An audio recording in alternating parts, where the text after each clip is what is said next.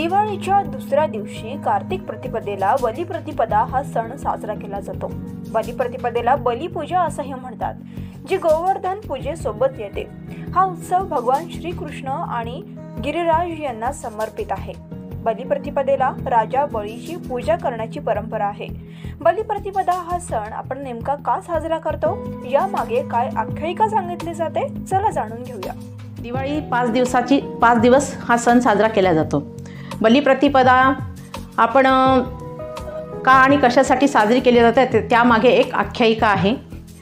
भक्त प्रल्हादाचा नातू बळीराजा ह्याने खूप मोठे यज्ञ याग करून देवांना प्रसन्न करून घेतले।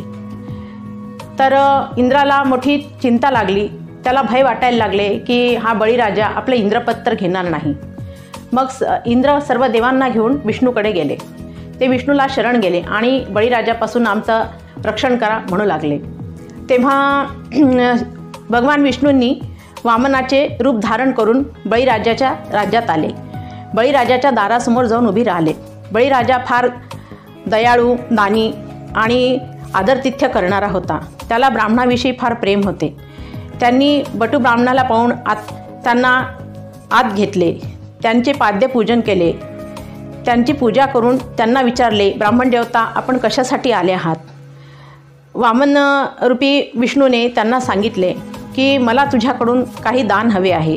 तुझी दानाची आख्यायिका मी सर्वत्र ऐकलेली आहे। बळीराजा म्हणाले, ब्राह्मण देव तुम्हाला जे हवे असेल ते मागा, मी तुम्हाला नाही म्हणणार नाही। तर विष्णूने त्यांच्याकडून वचन घेतले। बळीराजाने वचन दिले। वचन दिल्यानंतर विष्णूने त्यांना 3 पावलं जमीन मागितली। 3 पावले जमीन मागितली तर बळीराजांनी त्याला होकार दिला।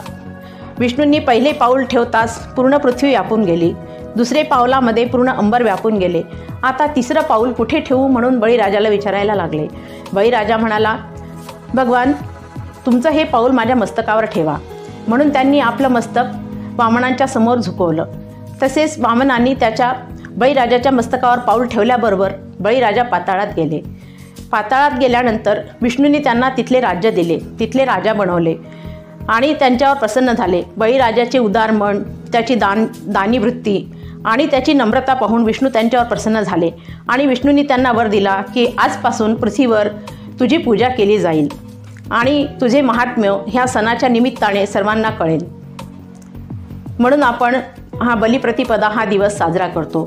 याच दिवशी भगवान विष्णूंनी इंद्राचा अहंकार नाहीसा करण्यासाठी गोवर्धन पर्वताला करंगळीवर घेतले आणि सर्व गोपींचे गायी-गुरांचे रक्षण केले। म्हणून आजच्या दिवशी गायी-गुरांचीही पूजा केली जाते। पण प्रत्येक सण करण्याच्या पाठीमागे काही ना काही महत्त्व आणि त्याची आख्यायिका आहे आणि ती पूर्वीपासून चालत आलेली आहे। म्हणून आपण हे सण साजरे करतो। सण जुळवतात मन असं आपण म्हणतो। म्हणून या सणाच्या निमित्ताने आपण सर्व एकत्र येतो आणि हे सण आपण साजरे करतो, अशी आपल्या देशाची परंपरा आहे।